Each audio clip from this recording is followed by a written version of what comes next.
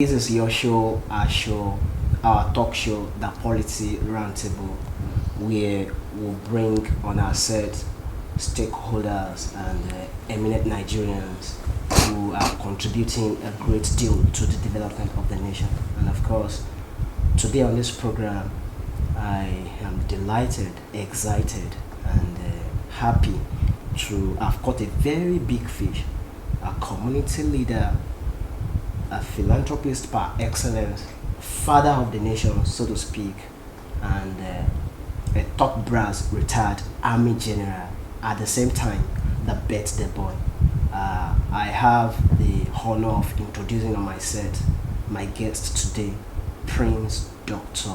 General Bajowa. Thank you. Yes, sir. You're welcome to the Polity Roundtable, sir.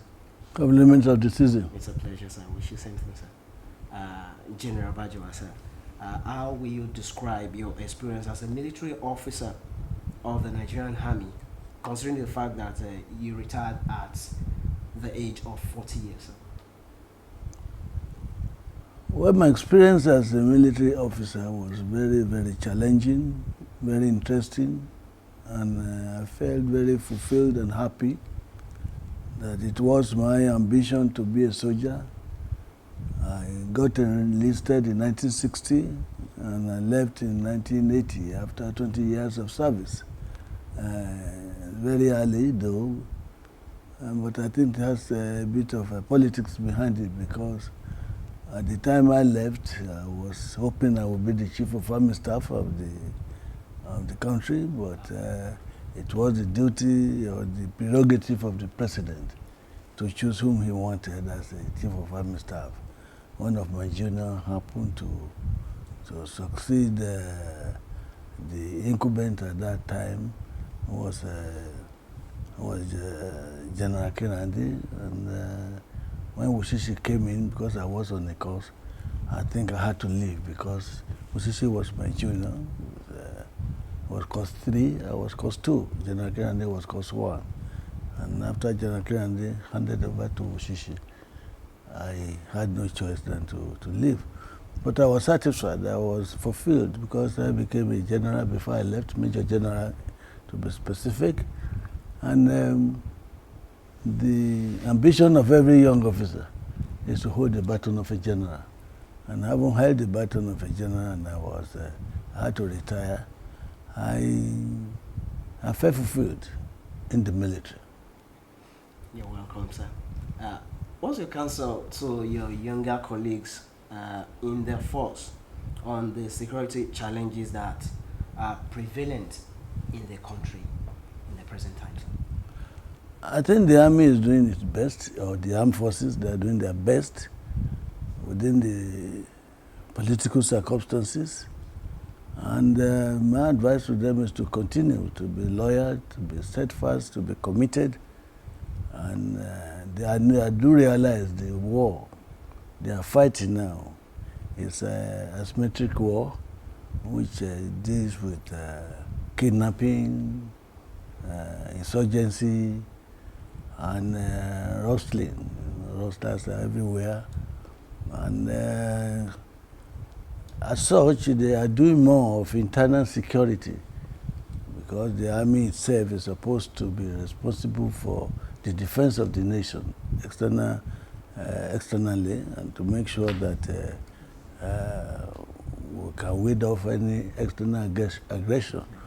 But as at now, we have more of internal security problem because of insurgency, rustlers, kidnapping, more so the Boko Haram issue, which is different from a conventional warfare. The Boko Haram, they started using bombing, suicide squatting. They want to die.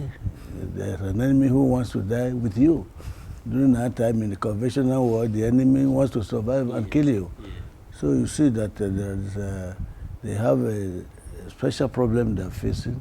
But the most important advice I will give is for the commanders and the people also to come together, because intelligence, information is what they need. I think the intelligence that they need for synergy, so that and the people themselves should be able to assist the military or the intelligence services to provide information, because most of the people are living with the people.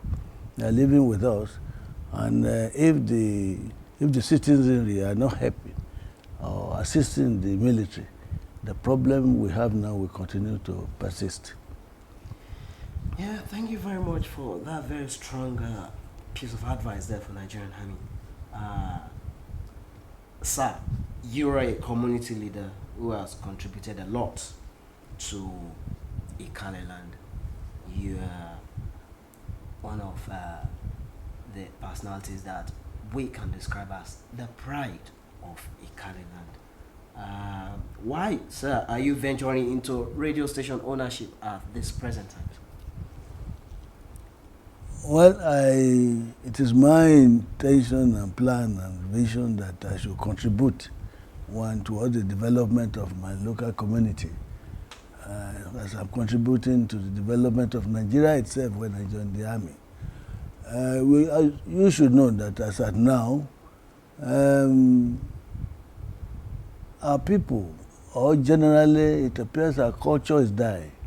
Culture, tradition, heritage, people are buying more of foreign culture, foreign tradition. And as our tradition is becoming decay, even you find that quite a number of the younger generation can't speak Yoruba, they can't speak their dialect, let alone the Yoruba.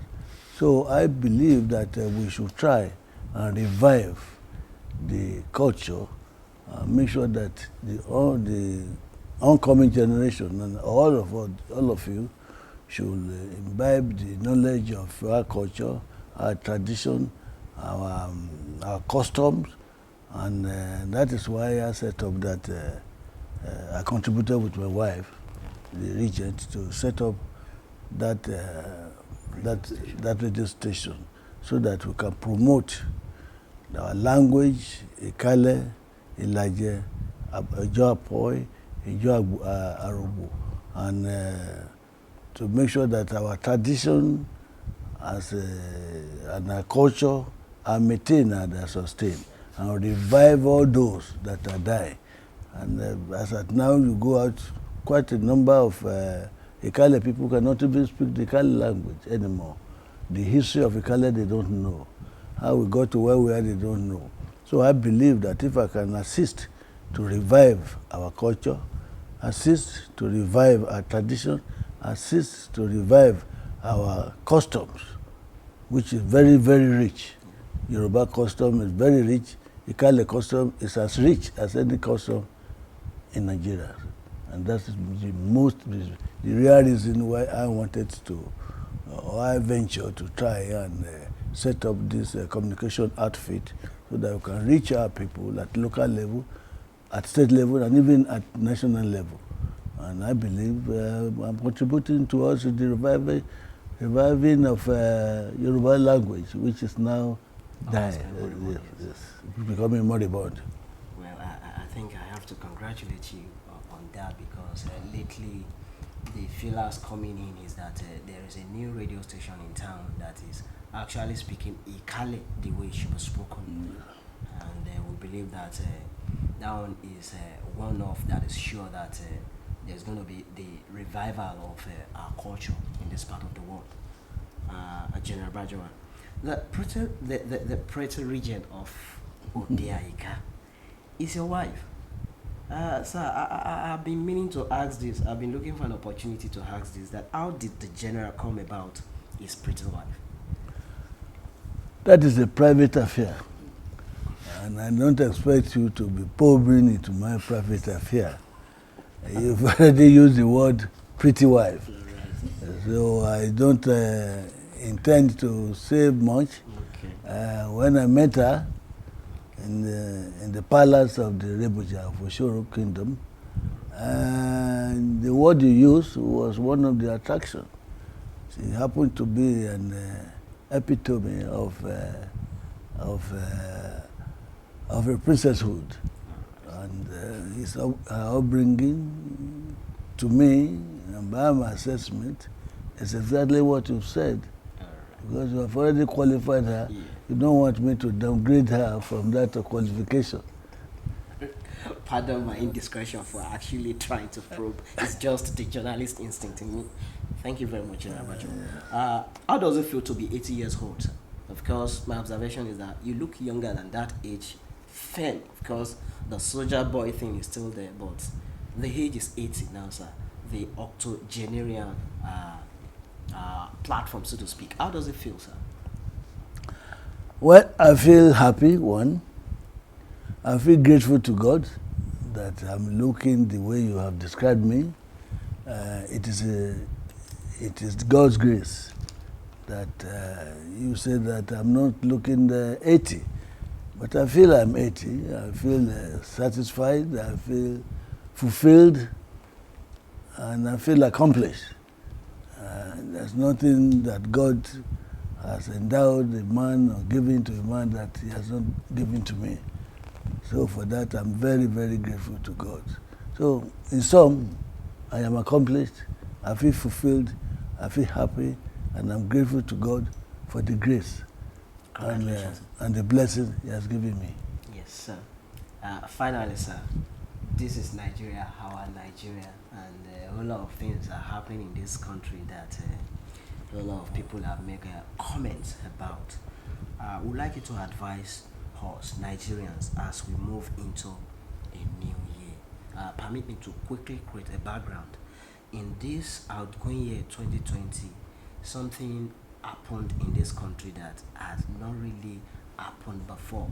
Of course, in your career as a military officer, you witnessed the civil war, you fought, and of course, went ahead to consolidate on the Nigerian project.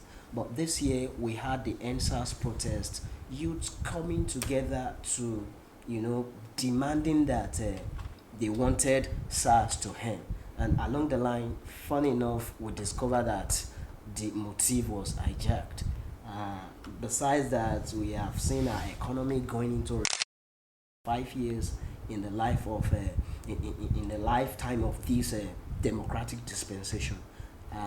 As regards a whole lot of other challenges that have been making Nigerians to actually be scared of what could lay in store. Once your advisor relying on the benefit of hindsight of a senior retired army officer who, of course, had seen it all.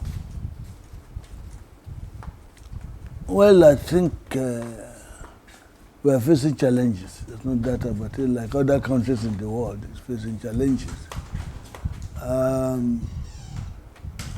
We have to continue to be in prayers, continue to pray to God, to direct us aright. Our leaders also to be directed aright. The economy, unfortunately, is dwindling. There is general unemployment. So that is what I believe triggered the answers which you mentioned. Once there's unemployment and there are a lot of people outside not having any job to do, and it is now said that an idle hand is a devil's workshop. So what we have to do is to try and see what we can do to get all the youth occupied. What immediately comes to mind is that since the government and which is the public sector and the private sector cannot employ everybody, they should make what you have, what God has given to us, agriculture, attractive, so that a lot of the youth can be gainfully employed. You find out that the number of people we are sending out from the university or from UCall every year is a lot. There are thousands, if not yet approaching millions. But when you include secondary schools and polytechnics, you know that the figure is very, very high. So if we can make sure that we make the agriculture, which is God-given sector or God-given asset to us, attractive, a lot of our people will be employed. And again, those who have left school, who have left universities, if they are not employed, they should try and be creative.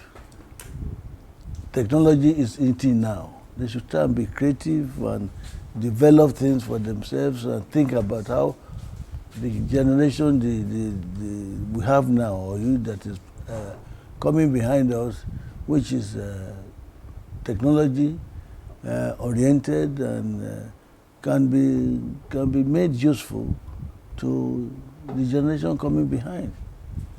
All right, sir. Thank you very much, General Bajowa, for your time with us. Well, viewers at home, you have heard it all from an experienced retired general, the Jagumulu of Ikaleland and Ojabulegun of the source. Of course, on the Polity Roundtable, you can rest assured that we'll always bring people whose opinion counts in the polity. General Bajowa, once again, congratulations. Thank you. On your 80th birthday. Thank you. And we wish you the very best, the best of good health. Thank you. The best of zest and energy. Thank you. In years ahead. Thank you. Of course, I want to appreciate my photo editor, Daya Wotula. On the Polity Roundtable, your handcall person has been Steve Oviri. Thank you for being.